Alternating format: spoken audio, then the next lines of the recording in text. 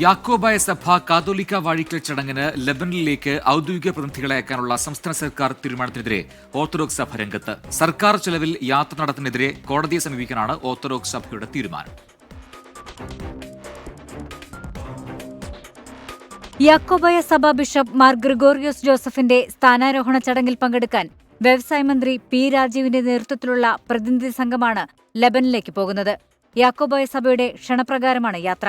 സഭയിലെ സമാധാനാന്തരീക്ഷം പുനഃസ്ഥാപിക്കാനുള്ള ശ്രമങ്ങൾക്കിടെ യാക്കോബായ സഭയുടെ പരിപാടിയിലേക്ക് പ്രതിനിധി സംഘത്തെ അയക്കുന്ന സർക്കാർ തീരുമാനത്തിൽ ഓർത്തഡോക്സ് സഭയ്ക്കുള്ളത് കടുത്ത അതൃപ്തി. സഭയിൽ സമാന്തര ഭരണം നടത്താനുള്ള ശ്രമങ്ങൾക്ക് കുടപിടിക്കുകയാണ് സർക്കാരെന്ന് ഡോക്ടർ യുഹാനോൻ ദിയാസ്കോറസ് മെത്രോപൊലിത്ത.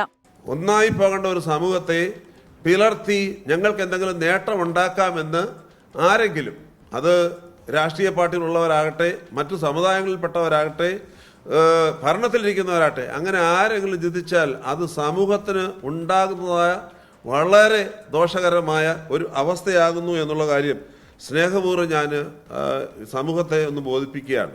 രാഷ്ട്രീയ പാർട്ടികളോട് സമദൂര നിലപാട് സ്വീകരിക്കുന്നത് ബലഹീനതയെ കാണരുത്.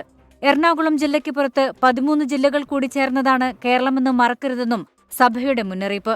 സർക്കാരിന് സ്തുതി പാടുന്നവർക്ക് മാത്രം നീതി കിട്ടുന്ന കാലമാണിതെന്നും ഓർത്തഡോക്സ് സഭ വിമർശിച്ചു. 24 കോട്ടയം.